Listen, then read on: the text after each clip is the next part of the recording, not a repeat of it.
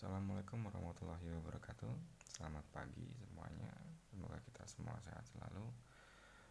Oke, pada pertemuan kali ini kita masuk di part 2 ya. Jangan lupa absensi di kode Google Classroom saya berikan di bawah. Oke. Langsung saja kita masuk ke materi. Oke, pada pertemuan sebelumnya kita sudah membahas mengenai sains, pengertian biologi, tingkatan organisasi kehidupan, cabang-cabang biologi, manfaat dan bahayanya biologi. Sekarang kita membahas tentang metode ilmiah. Oke, tujuan pembelajaran kali ini menjelaskan pengertian metode ilmiah dan mengidentifikasi langkah atau urutan sistematis metode ilmiah. Oke, apa sih metode ilmiah?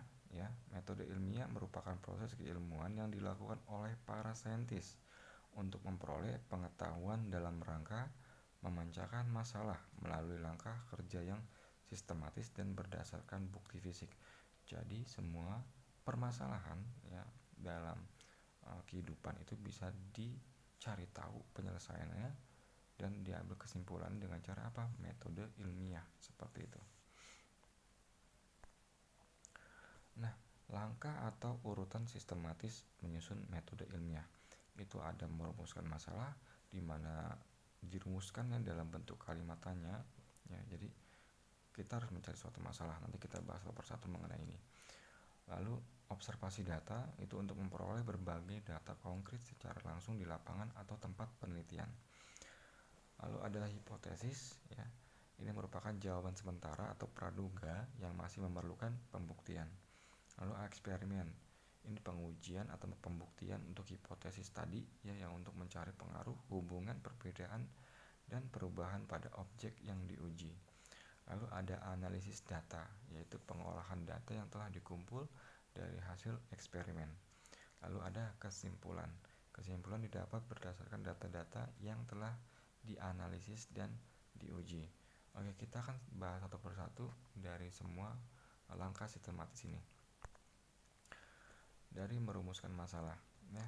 Sebelum melakukan suatu penelitian, perlu mengidentifikasi atau menentukan masalah yang akan diteliti. Contohnya misalnya, dan ini bisa ditemukan di kehidupan kita sehari-hari. Contoh, mengapa di kolam atau di dalam kolam ikan terserang penyakit. Misalnya kita punya kolam dan ikan kita sakit deh gitu ya. Nah, itu ada pertanyaan, mengapa ikan di kolam saya terkena penyakit. Nah, itu sebuah pertanyaan, ada masalah-masalah seperti itu. Lalu ada pengaruh atau tidak? Apakah pengaruh vitamin C terhadap pertumbuhan anak ayam? Ya, kita pengen tahu gitu ya. Nah, itu sebuah permasalahan juga. Kalau saat ini fenomena saat ini contohnya bagaimana virus corona dapat menyerang manusia. Nah, itu juga sebuah permasalahan. Maka kalau sudah menentukan suatu permasalahan itu kita bisa cari tahu ya. Dan contohnya masih banyak lah di depan kita juga, banyak kejadian dan banyak permasalahan-permasalahannya. Lalu diobservasi data atau pengamatan. Observasi data adalah suatu cara pengumpulan data secara langsung dan pencatatan secara sistematis terhadap objek yang akan diteliti. Jadi kalau misalkan kita melihat misalkan ikan kita mati di kolam ya, contohnya seperti itu, maka kita harus mendata tuh hire-nya ya, terus ikannya atau yang menyerang ikan itu apa, itu didata semuanya ya. Disebut dengan observasi data atau pengamatan di lapangan ya, secara langsung. Nah, lanjut ke hipotesis. Nah, hipotesis ini dugaan atau jawaban sementara atau praduga mengenai suatu permasalahan yang akan dibuktikan kebenarannya melalui hasil penelitian. Ada dua hipotesis yang dibuat, itu ada hipotesis 0 atau H0, di mana hipotesis itu berbunyi tidak ada pengaruh atau antara satu variabel dengan variabel lain. Jadi intinya kalau di hipotesis 0 itu kata-katanya selalu tidak adanya pengaruh ya. Kalau hipotesis alternatif atau H1 berbunyi terdapat atau adanya pengaruh. Nah, ini ya, antara satu variabel dengan variabel lain. Nanti variabel kita akan bahas ya. Tapi yang penting kalian, hipotesis atau dugaan sementara itu ada dua, yaitu ada hipotesis 0 dan juga hipotesis alternatif itu yang berbunyinya kalau misalnya hipotesis 0 itu tidak ada pengaruh, kalau misalkan hipotesis alternatif itu terdapat pengaruh. Maksudnya apa? Contoh misalkan gini, ada judul penelitian pengaruh pemberian dosis vitamin C terhadap pertumbuhan anak ayam, misalnya itu, maka hipotesis 0 yang itu berbunyi tidak ada pengaruh pemberian dosis vitamin C terhadap pertumbuhan anak ayam, gitu ya. Kalau hal alternatifnya atau hal satunya itu terdapat pengaruh pemberian dosis vitamin C terhadap pertumbuhan anak ayam. Nah, ini kan hanya dugaan sementara antara ada atau tidaknya pengaruhnya, gitu ya. Dugaan sementara atau jawaban sementara. Kemungkinan tidak ada pengaruhnya, kemungkinan ada pengaruhnya. Nah, untuk membuktikan itu maka dilakukan yang namanya eksperimen atau percobaan, gitu ya. Eksperimen atau percobaan dilakukan untuk menguji hipotesis yang tadi telah dibuat. Seorang peneliti berusaha mencari pengaruh variabel tertentu terhadap variabel lain dengan kontrol yang ketat. Jadi peneliti memberikan perlakuan yang akan dilihat pengaruhnya terhadap objek percobaan. Nah, terdapat beberapa hal yang harus diperhatikan untuk diketahui dalam melakukan percobaan atau eksperimen.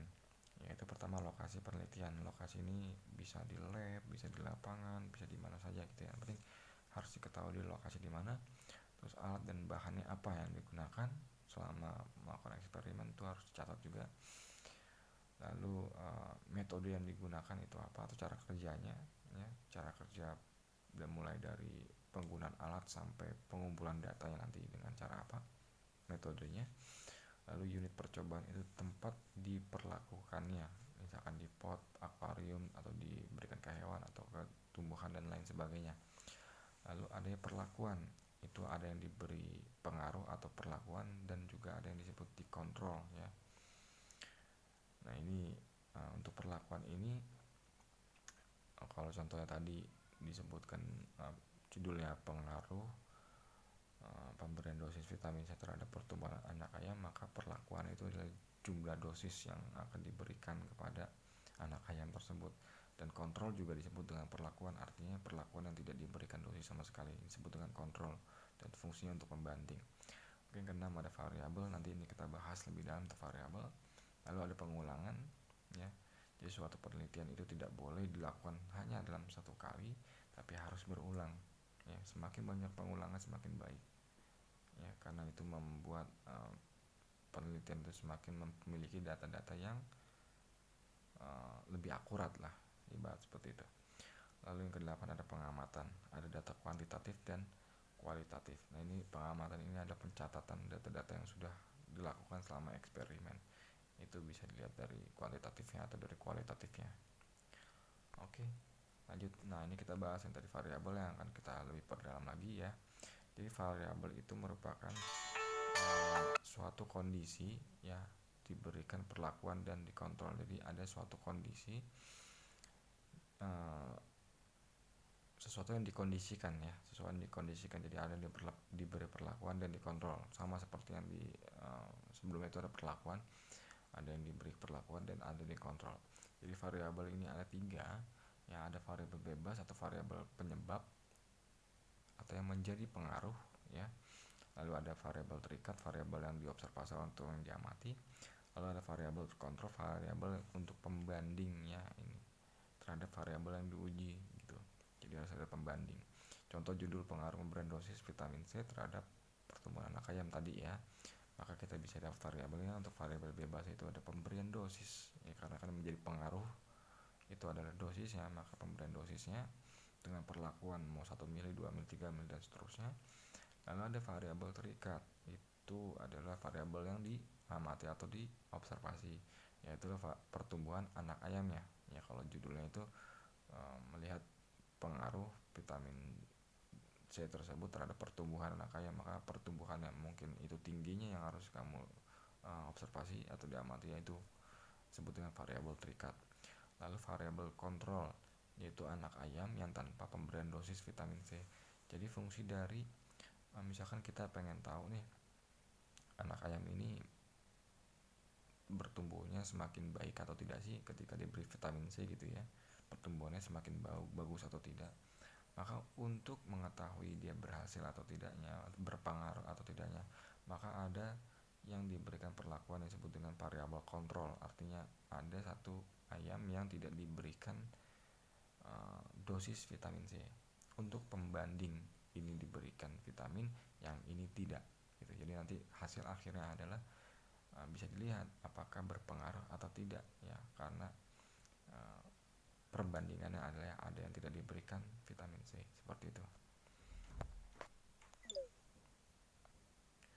Lalu untuk analisis data atau mengolah data, dari hasil percobaan akan diperoleh data dari hasil pengukuran atau pengamatan. Nah, ini ketika sudah melakukan eksperimen ya, maka nanti ada yang disebut dengan analisis data atau pengolahan data. Jadi hasil percobaan tadi, data-data yang nanti akan diukur atau diamati ya. Data yang belum diolah disebut dengan data mentah. Data yang diperoleh harus disusun agar lebih mudah membacanya dan diolah agar dapat ditafsirkan atau diartikan, berguna untuk mengambil kesimpulan ya. Jadi nanti ketika data sudah dikumpulkan, nanti diolah terlebih dahulu dan menggunakan kata-kata yang baku ya, hasil juga bagus, nanti pengambilan kesimpulan juga lebih mudah, seperti itu. Lalu data diolah dengan cara membuat diagram. Oke, boleh dibuat diagram batang, garis atau lingkaran, serta analisis data atau statistik.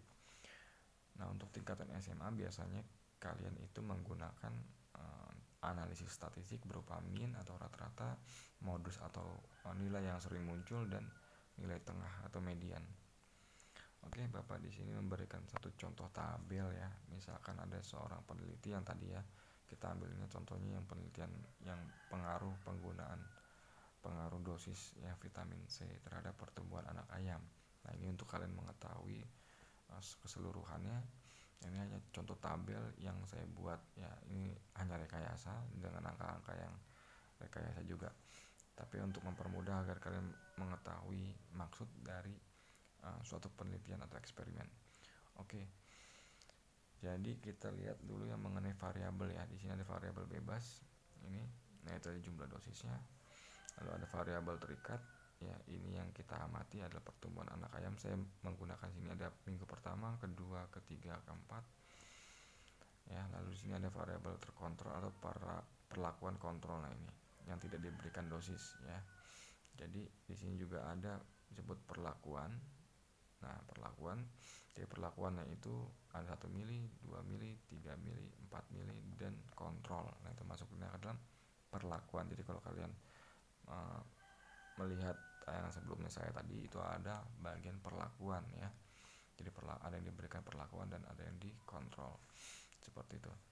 Lalu di sini unit percobaannya itu adalah anak ayam yang berukuran 10 cm. Ingat ya, semuanya itu ketika kita melakukan suatu penelitian, contohnya terhadap tumbuhan ataupun hewan, itu harus memiliki ciri yang sama, tidak boleh berbeda. Kalau kita pengen lihat tingginya, maka kita harus mencari anak ayamnya yang tingginya sama dulu di awal. Contohnya saya menulis 10 cm gitu kan, maka semuanya itu ayamnya harus 10 cm. Mau diberikan dosis yang 1 mili, 2 mili, 3 mili, 4 mili, itu untuk terkontrol, itu semua harus sama ya, memiliki tinggi 10 cm. Oke. Lalu di sini saya ada pengulangan ya. Ini untuk 1 mili ini ada 2 ayam yang digunakan, disebut dengan pengulangan. Jadi berapa banyak mau pengulangan boleh, mau 3, mau 4, mau 5. Jadi menggunakan 5 ayam ini semakin bagus. Kenapa? Karena kalau misalkan nanti datanya berbeda ya, tidak terlampau jauh. Kalau misalkan ada yang mati ayamnya ketika penggunaan dosis, ada kesalahgunaan atau ternyata ayam satu ada yang mati, kita masih bisa menggunakan 4 ayam lagi kalau misalkan kita punya 5 pengulangan, seperti itu. Nah, ini untuk melebih akurat datanya ya. Nah, ini saya mencoba hanya menggunakan pengulangan itu cuma menggunakan 2 ayam saja ya, ayam pertama dan ayam kedua, untuk masing-masing perlakuan ya. Mau setiap dosis itu ada dan sampai terkontrol itu menggunakan 2 ayam. Lalu bagaimana kalau misalkan jumlah ayam yang banyak? Untuk pengulangannya ya semakin bagus gitu, semakin banyak ayamnya maka semakin bagus ya, seperti itu. Lalu ada pengamatan dengan alat ukur. Nah, ini pengamatan boleh menggunakan penggaris ya atau alat ukur lainnya, karena sini menggunakan tinggi badan, maka ini adalah angka-angka yang dihasilkan yang warna hijau ya. Ini angka-angka yang dihasilkan ketika pengukuran selama 1 bulan atau 4 minggu terhadap anak ayam yang diberikan dosis berbeda-beda, 1 mili, 2 mili, 3 mili, 4 mili dan terkontrol gitu. Seperti itu ya. Lalu setelah itu ada pengolahan data ataupun pengumpulan data di sini nanti menggunakan rata-rata ya. Maka misalkan dari dosis 1 mili, misalkan pertumbuhannya nanti dijumlahkan semua dan dibagi 4, kira-kira berapa, menjadi 17 cm rata-ratanya. Jadi selama 4 minggu tersebut ya nilai rata-ratanya dia 14. Begitupun seterusnya sampai yang dosis terkontrol. Nah, kalau kita lihat data ini ya, maka kita lihat rata-ratanya. Kalau yang 1 mili itu menghasilkan 17 cm ya.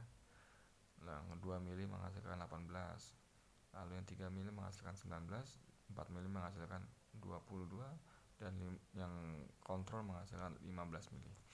Artinya yang menggunakan dosis itu semuanya menghasilkan pertumbuhan yang lebih baik dibandingkan terkontrol. Seperti itu. Ini hanya contoh saja. Artinya semua yang menggunakan dosis dari dosis 1 mili sampai perlakuannya 4 mili itu memberikan hasil yang lebih dibandingkan yang terkontrol, karena di sini cuma 15 ya untuk terkontrol, tapi mulai dari yang 1 mili saja sudah 17, bertambah 2 cm seperti itu. Dan begitu seterusnya. Tapi kita untuk melakukan penelitian itu boleh nggak 10 mili misalkan untuk menggunakan dosisnya? Boleh saja ya. Ini saya batasi cuma sampai 4 mili saja penggunaan dosisnya, tapi kalau semakin banyak misalkan pengen dicoba sampai 10 mili, jadi ada 5 mili, 6 mili, 7 mili, 8 mili, 9 mili sampai 10 mili. Boleh-boleh saja gitu untuk mengetahui yang terbaik ya, dosis yang terbaik penggunaan vitamin C terhadap anak ayam gitu ya. Tapi bisa jadi itu pun akan, misalkan pas dikasih 10 mili ayamnya tiba-tiba overdosis atau mati gitu ya, karena penggunaan terlalu banyak. Nah, itu juga boleh gitu digunakan agar kita tahu tidak boleh sampai menggunakan terlalu banyak dan kita mencari yang terbaik ya. Kalau di data yang saya buat ini, yang terbaik ya di 4 mili ini menghasilkan pertumbuhan 22 cm ya rata-ratanya. Seperti itu. Ya kalau misalkan nanti kalian bikin sampai 5 mili, mungkin 5 mili malah diturun lagi ke bagian bisa turun lagi jadi 19, 18. Maka kalau misalkan hasilnya turun, maka terbaik itu bisa jadi yang 4 mili saja. Seperti itu. Boleh menggunakan dosis berapapun boleh ya. Nah, ini contoh diagram batang ya untuk lebih mempermudah melihat ya perkembangan. Nah, ini di sebelah kanan tuh ada dosis.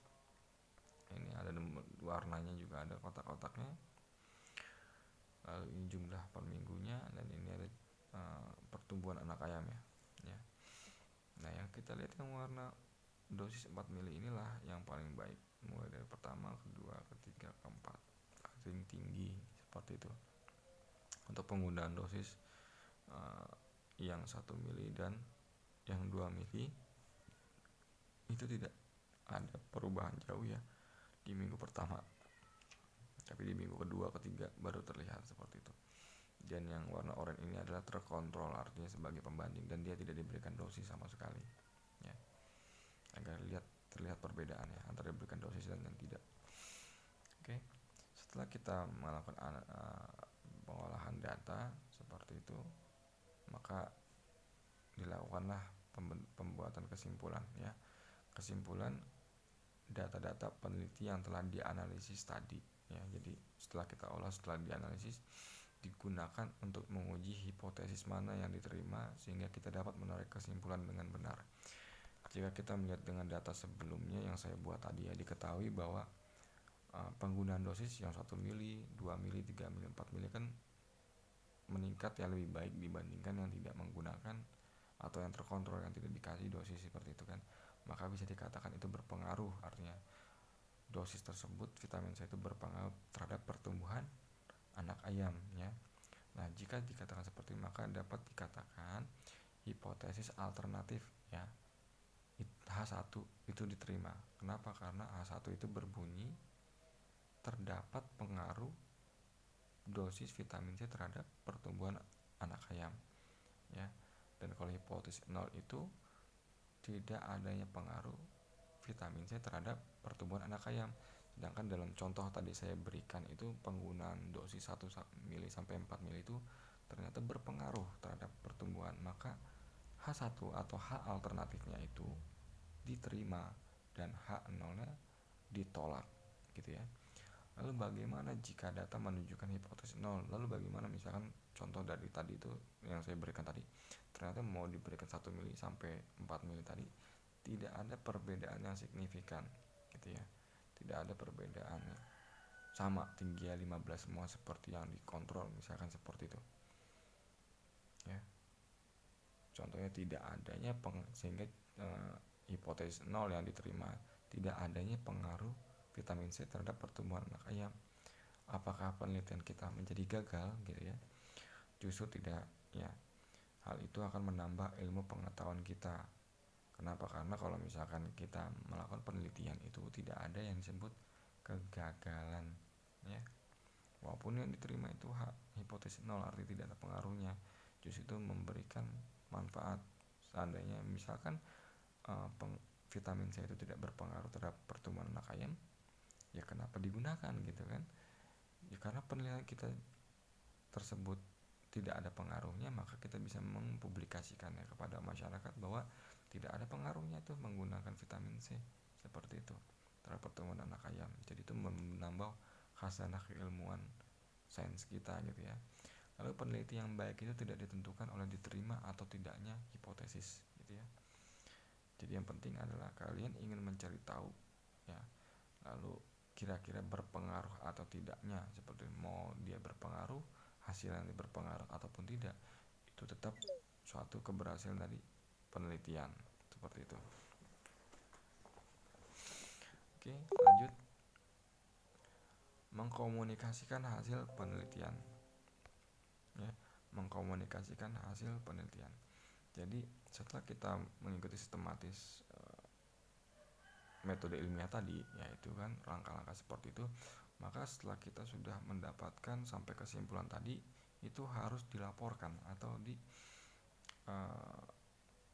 komunikasikan kepada masyarakat gitu ya, pada umum gitu loh.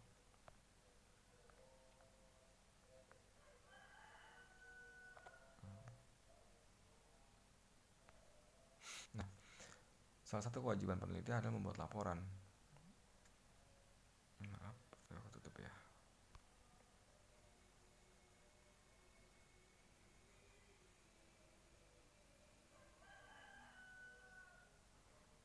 Bentar ya, saya ketutup tadi.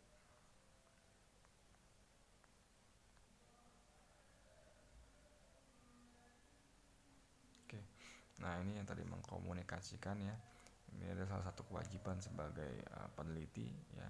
Jadi laporan penelitian memuat informasi penting yang berkaitan dengan penelitian yang sudah dikerjakan. Laporan penelitian berisi hal-hal berikut. Nah, ini untuk sistematis penulisannya ada pendahuluan itu di bab 1 ya. Itu di dalam pendahuluan itu ada latar belakang, tujuan masalah, ada tujuannya, terus ada manfaat, terus ada rumusan masalahnya juga. Lalu di tinjauan pusaka itu pengumpulan berbagai macam teori. Lalu di hipotesis itu tadi ya, adanya H1 dan H0 tadi berpengaruh atau tidaknya. Lalu ada metode penelitian itu di bab 3, itu semua langkah-langkah kerjanya ya sampai pengumpulan data ada di situ. Lalu di bab 4 tuh ada hasil dan pembahasan. Ya ketika sudah mendapatkan data-data, maka hasilnya dan dibahas seperti itu. Lalu ada kesimpulan dan saran ya. Lalu ada daftar pustaka dan lampiran seperti itu. Nah, saya di pertemuan kedua ini saya cukupi sampai sini dulu ya, agar nanti lebih mudah kalian mempelajarinya. Nanti untuk tugas di part 2 ini, untuk lebih memahami metode ilmiah, kalian cari satu contoh penelitian biologi, mau hewan mau tumbuhan boleh ya, cari penelitiannya di internet, lalu analisis tentang karya ilmiah laporan penelitian tersebut ya, lalu susunlah hasil analisis kalian dalam bentuk tabel seperti yang saya buat seperti ini. Oke, jadi judulnya apa nanti ditulis, lalu tujuannya apa dibuat itu penelitian tersebut, manfaatnya apa, rumusan masalah, hipotesisnya, percobaannya, macam-macam sampai ke bagian kesimpulan dan saran ya. Itu tugas yang kedua ya untuk di 2 kali pertemuan ini. Semoga bisa menambah kemudahan kalian dalam memahami metode ilmiah. Pertemuan berikutnya kita akan memasuki dalam materi submateri yang keselamatan kerja ya. Nanti itu di pertemuan ketiga saja ya. Untuk pertemuan kedua kita sudah sampai sini saja. Tolong nanti tugas ini dikumpulkan di Google Classroom dengan kode yang sebelumnya di awal sudah saya berikan. Oke, terima kasih. Cukup sekian dari saya, kurang lebihnya mohon maaf ya. Wassalamualaikum warahmatullahi wabarakatuh.